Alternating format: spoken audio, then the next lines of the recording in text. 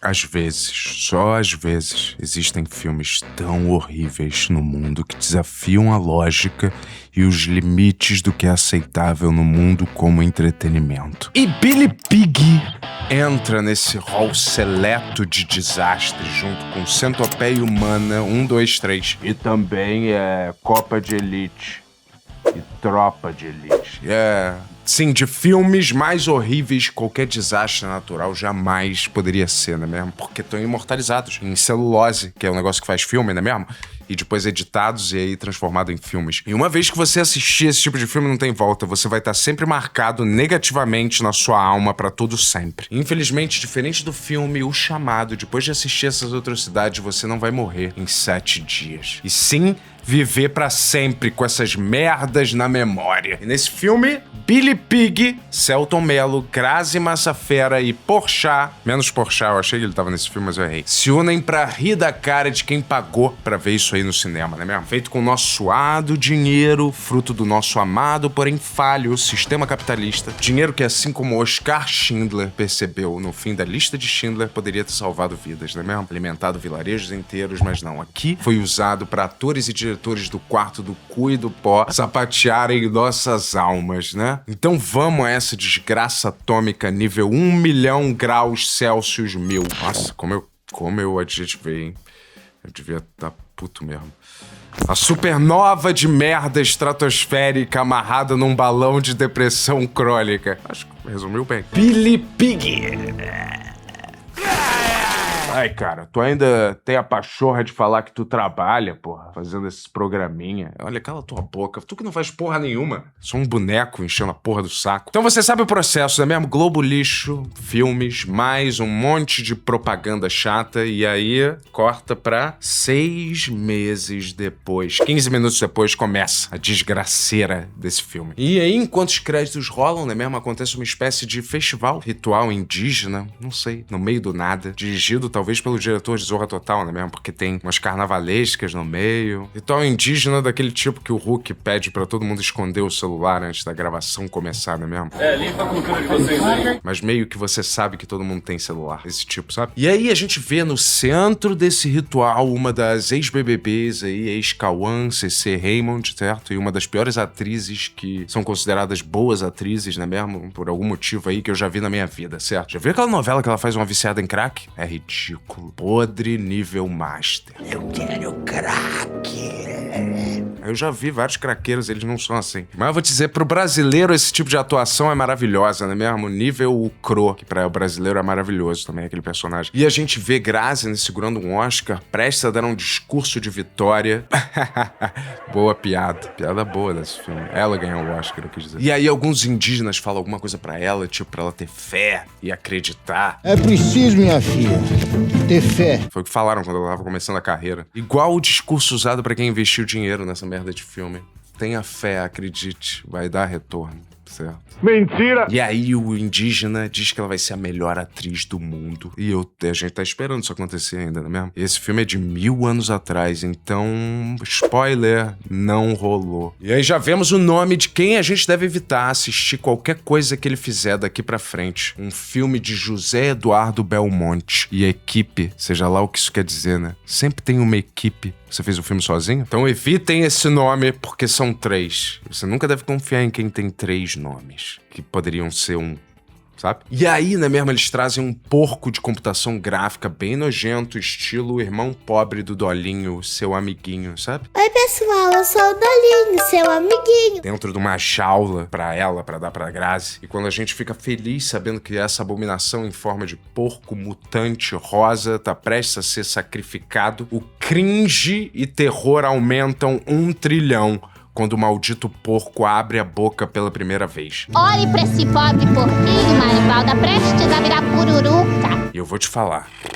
É uma das dublagens e vozes mais equivocadas e irritantes pra se colocar num personagem que vai dar mais do que 2 falas num longa-metragem. Parece a voz, sabe, de uma voz fina de uma pessoa irritante, com algum efeito jogado em cima que torna a voz mais irritante ainda. Nossa, aí esse porco idiota, ele não quer morrer. Ele foge, né mesmo? Dando um novo significado total a defeitos especiais. George Lucas deve estar se revirando no túmulo, porque pra todo mundo ele morreu depois que vendeu pra Disney, né? Os direitos de Guerra nas Estrelas. Só que, galera, tudo isso não passa de um sonho de Grazi dentro do pesadelo que é esse filme. E aí a gente vê que o namorado, né mesmo? O marido da Grazi é um novo favorito de Hollywood, fanático por bundas, né mesmo? Nosso Dr. Anaconda, Selton Miller.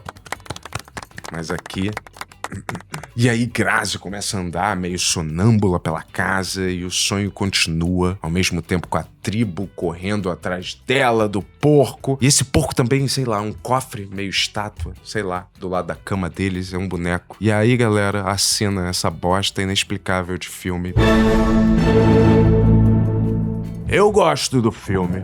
Eu gosto do porco. Bem gostosa. Cala a boca, cara. Só fala merda, igual esse porco desse filme. Um porco é gostoso. Puta que pariu, não é mesmo? E o festival de imbecilidade atômica já começa bem cedo, quando Selton Mello tenta tirar a Grazi do estado de sonambulismo, mostrando uma foto pra ela, mesmo ela estando com os olhos fechados. Chapeuzinho vermelho que se preze. E eu vou te falar, e essa merda aí funciona porque esse filme é totalmente idiota. E eu vou te falar, e os dois, esse casal é um casal pobre, de vagabundo, miserável, de Deus sabe lá onde no Brasil, não é mesmo? E a gente vai ter que ouvir a Grazi não só falando o filme todo, mas falando com algum sotaque meio regional, inidentificável, a não ser que esse seja o sotaque original dela. Esse bichinho que você nunca mais coloca a mão, você tá me ouvindo, Vanderlei? Que assim como Sean Connery, ela nunca tira em nenhum filme. Jorbast.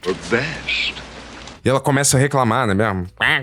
Pedindo aí pra Selton nunca mais encostar nesse boneco escroto de porco que ela tem e que ela guarda dentro do quarto. Indo contra o desejo de todo mundo praticamente assistindo esse filme, não é mesmo? E quando eu digo todo mundo assistindo, eu quero dizer...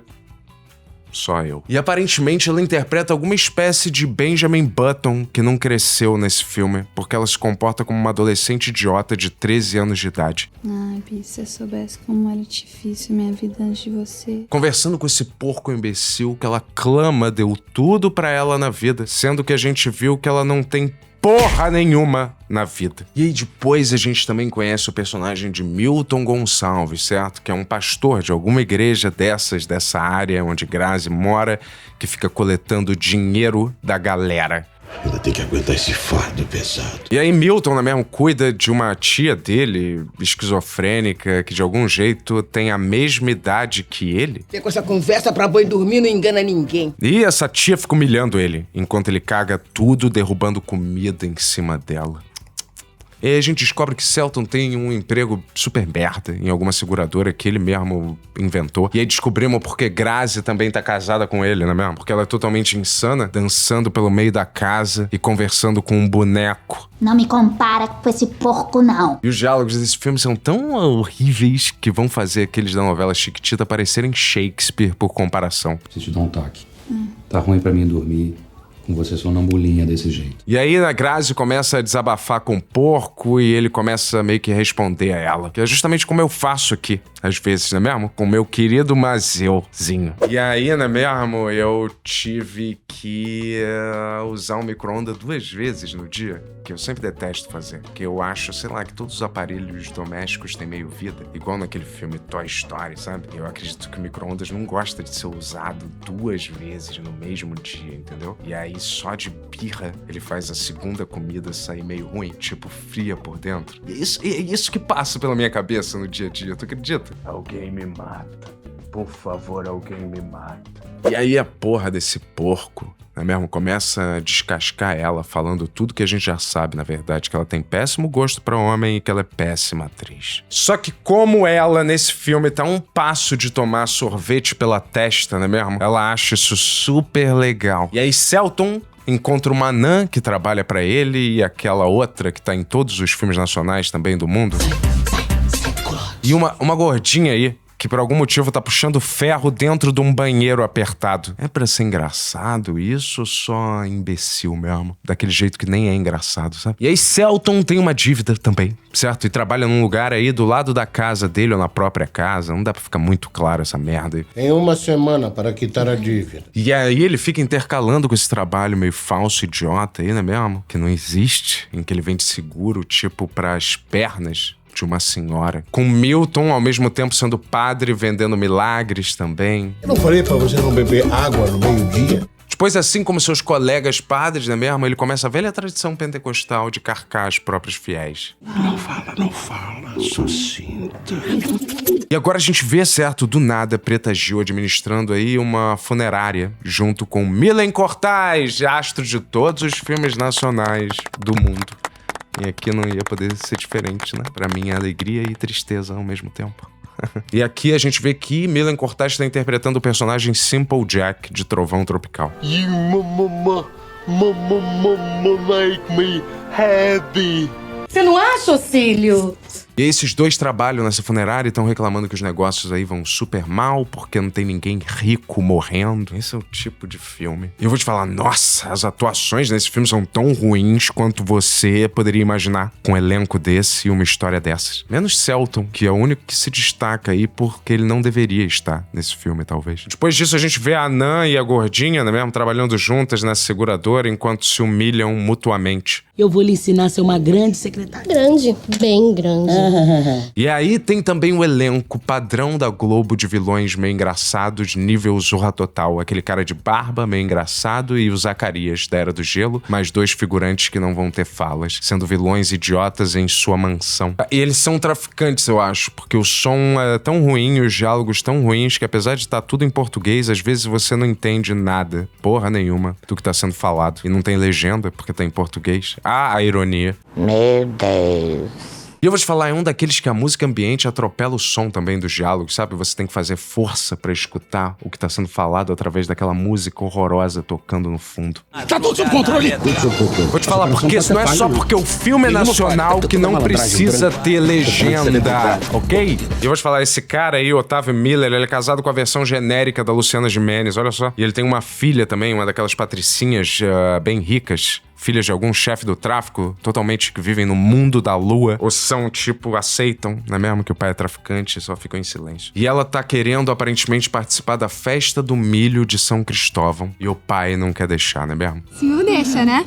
Não, nem pensar. E aí eles decidem todos aí nesse desfile de moda da festa do milho. Juro, isso acontece no filme, eu não tô inventando. Um desfile bem podre, não é mesmo? Que parece aí um jogo de futebol acontecendo dentro de uma escola de samba. É o melhor jeito que eu consigo descrever isso aí. Enquanto o casal de vagabundo, Selton e Grazi, observam o padre ser adorado por fiéis na rua. Adorado estilo Walking Dead. E aí os dois, Selton e Grazi, ficam conversando alguma coisa super inútil, tipo, como é que o padre ganha dinheiro? Sério? Como?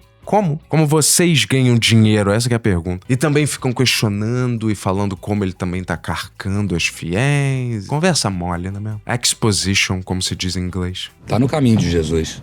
E aí, de volta pro desfile do milho, não é mesmo? Isso tudo é um concurso pra escolher a Miss dessa área aí, não é mesmo? Miss Criminal Mind. Quer dizer, nepotismo até no meio do crime, Brasil? Até quando, não é mesmo? Certo? Só a única coisa que me conforta é que todo o Brasil tá no meio do crime, então. E aí, Selton, não é mesmo? Resolve atuar de um jeito super esquisito, como, sabe? Como em todos os filmes, basicamente, que ele estrela. Ele começa a desabafar com o padre Milton Gonçalves sobre como sua vida tá pior até que naquele filme Cheiro do Ralo. O que tá acontecendo de ruim na sua vida, meu filho? Vou contar. E depois da filha do bandido ganhar Miss Show do Milhão 2010, seja lá o que seja esse festival aí, o prêmio dela é ser assassinada com um tiro de fuzil no peito.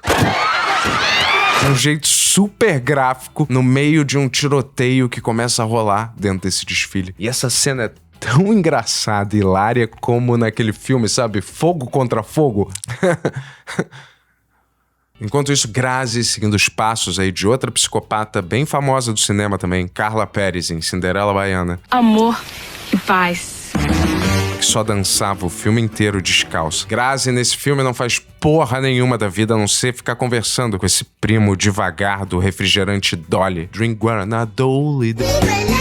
Selton já tá de saco cheio dessa mulher dele, super chata, e começar a perceber que talvez esse relacionamento não vale a pena, inventando um monte de caô pra não transar com a Grazi Massafera. É ruim pra mim transar de noite. E de manhã? Amor, de manhã eu acordo muito cedo. E aí o porco começa a fazer aí um puta gaslighting com a Grazi, né mesmo? Dizendo que ela tem que largar a Selton, que senão a carreira dela não vai dar em nada. Se livra desse encosto, senão sua carreira não vai dar em nada. Correção, porcão. Grudar no Selton é a única chance da carreira dela dar em alguma coisa, tá? Só pra... E aí, né mesmo, sob as instruções do porco, Grazi começa a vomitar um discurso feminazi no ouvido do próprio marido. Como ele é um fracassado, que só atrasa a vida dela. Sendo, né mesmo, que a gente não viu nada disso que indica isso no filme, mas se ela tá dizendo, vamos acreditar, né mesmo? E ela acaba dando o ultimato que se ele não ficar rico, imediatamente ela vai vazar. Quero hotel 5 estrelas! Eu quero glamour! Eu quero vida pra uma mulher como eu! Enquanto isso, a família Soprano de baixíssimo orçamento, não é mesmo? Os donos do jogo de damas estão super broxas, não é mesmo? Que a filha acabou de morrer com um tiro de fuzil. E aí esse chefão do crime, não é mesmo? Acaba tendo uma crise, uma revelação divina, não é mesmo? E ele decide dividir todas as suas drogas e dinheiro do crime com todos os necessitados do bairro, da favela. Fazer como a Bíblia manda, dividir com os que precisam. E eles fazem justamente isso, arremessando tudo isso pra plateia de um show de funk da Anitta. E aí começa um conflito entre essa facção criminosa, certo? E a polícia miliciana achando que tá sendo passada pra trás. Tudo isso é um filme de humor, assim, né? E aí tem essa trama toda paralela, super chata, desse chefe do tráfico com a filha dele em coma, quase morta, em paralelo com a da Grazi e do Selton. E aí todos esses bandidos, de uma hora pra outra, vão visitar o padre Milton por algum motivo idiota aí, não é mesmo? E aí Selton também tá super deprê no trabalho dele, e a especulação geral da gordinha e da Anã é que a Grazi vai largar dele. Depois da gordinha simplesmente recusar um trabalho que poderia salvar todos aí nesse emprego, certo? Porque ela tá simplesmente cagando baldes pro trabalho que ela faz. E aí Selton começa a babucear qualquer merda incoerente na rua sobre ter perdido a própria esposa. Perdi minha mulher. Enquanto ao mesmo tempo Grazi tá fazendo aí teste pra uma peça de teatro na escola Wolfman Jack pra atores super fracassados, sendo simplesmente avaliada na banca de atores, não é mesmo? Pela nossa querida atriz de extrema direita, Cássia Kiss, herdeira da fortuna das balas. Aposto como o pai de santo era baiano. As balas Kiss. E Grazi nesse filme, eu vou te falar, ela atua como se ela fosse um alienígena, que não tivesse nenhum conhecimento de como funciona a raça humana, da humanidade, de como os seres humanos se comportam. Parabéns. Eu vou te falar, pelo menos ela já tá melhor do que atuando na novela Verdades Secretas. E diferente, não é mesmo, dos jurados da Dança dos Famosos ou aquele programa The Voice Kids, aqui, não é mesmo, eles falam a verdade pra Grazi, que pra ela ter algum futuro ela vai ter que estudar, talvez trocar de nome, morrer e depois reencarnar como uma pessoa que tem talento. Elas não falam isso, a maior parte foi eu que... Só tô dando um recado. E aí, Grazi começa a ficar super deprê num bar aí. E do nada, o dono do bar resolve, por algum motivo, fazer um número musical. Oba! Do nada. Yeah! Sonha com seu nome nos jornais. Nada indicava que esse filme era um musical e esse filme já tem 40 minutos de filme. E o musical é protagonizado por um personagem que a gente nunca viu no filme e nem se importa com ele, dono de um bar merda que a gente nunca mais vai ver no filme. Que legal. E ele começa a cantar com aquela voz dublada, sabe? Impostada, totalmente diferente da voz real que a pessoa tem. Como se eu começasse a cantar agora. E agora eu sou um músico. E agora eu estou no chapado, aqui estado. E aí não tem nada a ver com a minha voz real. E todo mundo aí tá estrelando talvez a pior junção entre comercial de cerveja ruim demais pra passar na TV e musical de vomitar sem nenhum sentido. E eu vou te falar, palavras só que eu falo, que saem pela minha boca e fazem som, não expressam o horror que é ver essa cena. Depois isso. E seguido disso.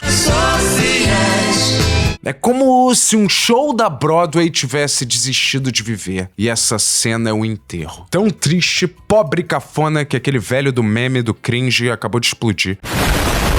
Eu vou te falar, caralho, termina assim.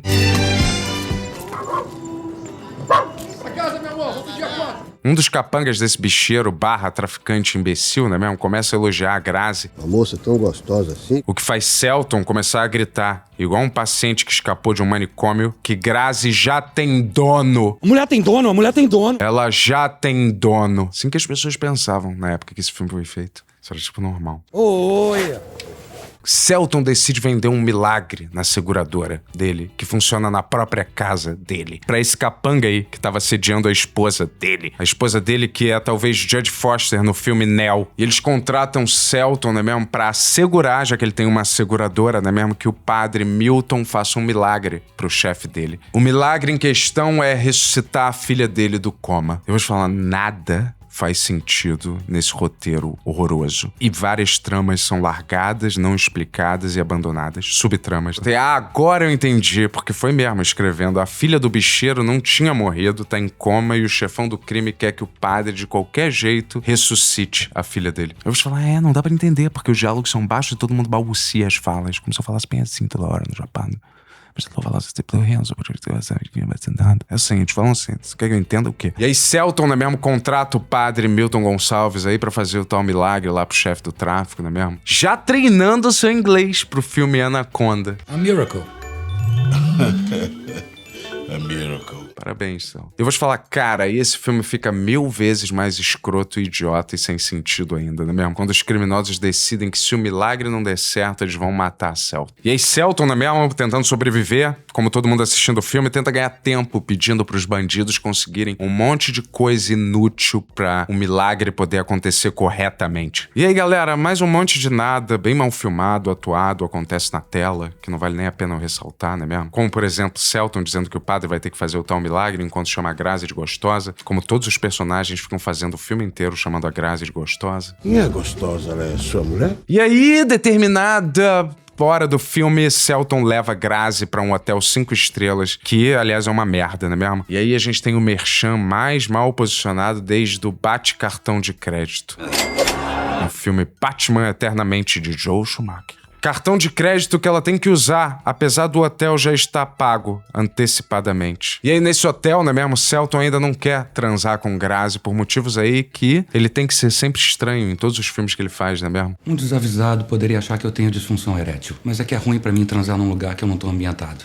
E esse assunto de por que ele não transa com a Grazi não será resolvido e não vai ser mais abordado no filme. Deixando literalmente a nossa querida Grazi com o pau na mão, não é mesmo? No caso, a Shanna, não é mesmo? Enquanto no quarto ao lado, o padre Milton tá apostando nas bets da época. E aí o padre, não é mesmo, sentindo um distúrbio na força do casamento do Selton, não é mesmo? Porque ele nunca quer transar com a esposa, aproveita a fliceta de Grazi pra chamar ela pra praia. Wink? Vamos dar uma volta aí, vamos conhecer o lugar. E agora, não é mesmo? Tá todo mundo reunido na praia pra mais uma cena que não importa pro contexto geral do filme, que não movimenta a trama e não é engraçada. E adivinha só, é um merchan também do Super Mate. Super Me Mate agora. Com prazer. Acordou do sarcófago, né? Depois disso, a gente vê que Preta Gil, né mesmo, e Simple Millen Cortais Jack estão super felizes porque a morte da filha do traficante vai dar muito dinheiro pra eles. Mas por que exatamente eles cobram mais pelo enterro de pessoas ricas? Não faz muito sentido, né? Mas, sério, eu queria tanto encontrar todo mundo envolvido nesse filme. Só falando dele agora já me dá raiva de lembrar dele, velho. E aí, né mesmo, Preta Gil obriga Millen Cortais a dar um jeito pro padre não realizar o tal milagre que vai salvar a vida da filha do traficante. E como esse pedido, né mesmo, não faz nenhum sentido, Millen Cortais fica andando de um lado pro outro na rua, numa inútil externa noturna. E aí, galera, a gente tem a cena de um padre, um Selton e uma Grazi entrando no hotel que eles estão hospedados. Parece até uma piada, mas não é. É o filme. E, infelizmente, não é uma piada, que até beneficiaria esse filme. E eles estão nesse hotel aí fazendo, adivinha só, porra nenhuma, assistindo uma apresentação de teatro, de revista, com umas sambistas dançando no hotel e sendo possuídas, talvez, pelo espírito do filme Sorria. Galera, olha só que legal, mais um número musical onde todo mundo dança. E aí Selton, né mesmo, fica com cara de bunda olhando tudo isso aí, expressando o que eu tô sentindo também assistindo isso. Mas aí, ele simplesmente resolve dançar junto com a galera. E aí Selton continua a saga no filme de nunca transar com a própria esposa, Grazi, e ela aguentando isso por motivos. E também temos a volta do porco computadorizado, que liga pra ela no hotel, não é mesmo? Esse homem ainda vai ser o fracasso da sua vida. E finalmente temos um encontro, hein, galera, que ninguém esperou, que é da família de criminosos da escola de samba fudidos da grande merda com o padre Selton, pra eles realizarem o tal milagre. E aí Selton, não é mesmo? E esse padre que nem é padre de verdade, não é mesmo? Botam esse plano suicida de fazer um milagre em prática, tentando convencer a gangue, certo, de burros idiotas do crime que é possível isso acontecer sim. E que eles precisam só de uns itens específicos pra fazer a tal mágica. Um porco cor-de-rosa. Um porco cor-de-rosa? Enquanto tudo isso tá acontecendo, Grazi tá simplesmente sentada, igual uma psicopata de biquíni, na escada do hotel onde ela tá hospedada. E aí esse mordomo aí do hotel manda ela sair da escada, porque o que ela tá fazendo é doente. Desculpe, mas não é permitido ficar sentado aqui na escada. Usando sua melhor imitação de funcionário do Overlook Hotel. Sempre sorria,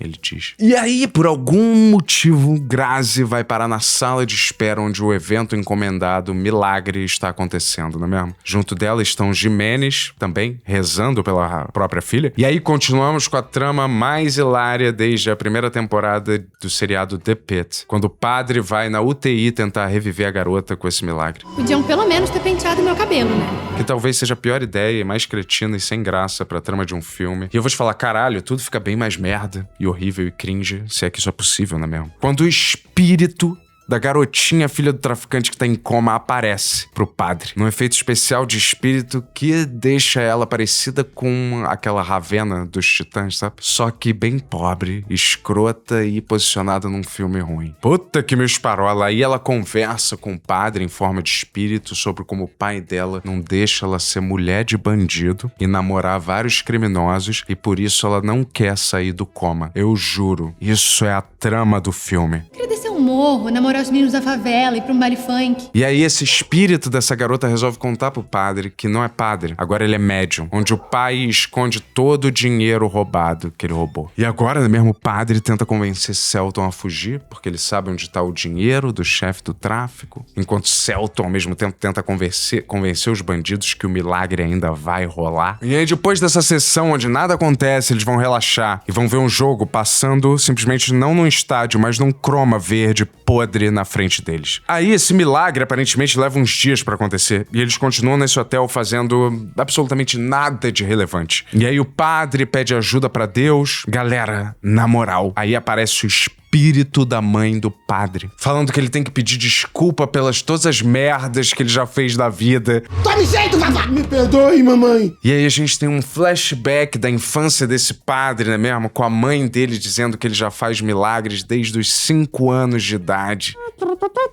E os milagres que o menino fazia quando tinha 5 anos? Eu vou te falar, talvez ele tenha sido um padre tão podre porque seu mentor na juventude foi Paris, o ator Paris, astro de quase todos os filmes em cartaz aqui no Chapado, Paris. E aí descobrimos que quando ele era pequeno, certo, o padre, ele roubou dinheiro da igreja e por isso que Paris expulsou ele de ser padre. Depois disso, os bandidos aparecem no quarto de hotel onde estão Grazi e Selton com Clodovil preso. E eles estão totalmente putos, né mesmo? Porque eles não conseguem encontrar todas as coisas ridículas que o Selton pediu, né mesmo? Pra fazer esse tal milagre. E não putos porque são burros de acreditar numa merda ridícula dessa de milagre que vai salvar a vida de alguém. E aí o padre do nada chega com o tal pato azul, que é justamente o que eles precisavam pra fazer o tal milagre. E o pato tem a cara exata de todos que pagaram. E olha só, esse pato, olha, tem a cara exata, né, galera, de todo mundo que pagou pra ver esse filme. Enquanto isso, na máfia funerária, Milen Cortaz continua abafando na rua, sem rumo, procurando cadáveres aleatórios de pessoas. É isso mesmo,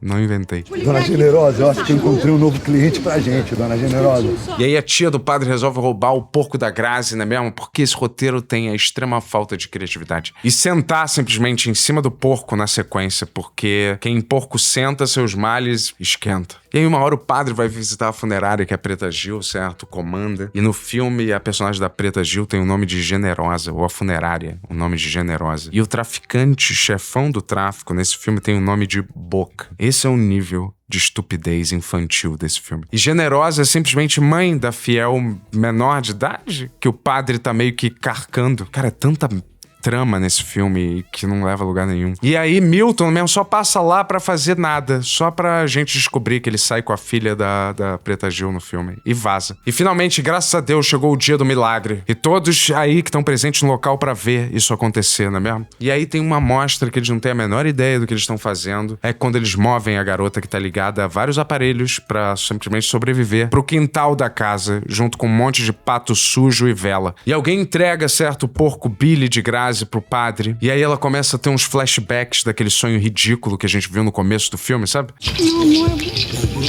E aí, galera, do nada começa um tiroteio no meio do milagre, né mesmo? Com uma facção criminosa rival no meio disso tudo. Talvez a facção criminosa, né mesmo, tenha sido atraída por esse show ao ar livre que tá rolando aí. E aí todo mundo começa a fugir, começa também a chover, milhares de mortes, tiroteios. E aí, na melhor manifestação, né mesmo, de poderes de telecinese de Jean Grey no filme dos X-Men, o padre grita Deus e manda um raio repulsor do Homem de Ferro em cima dos bandidos.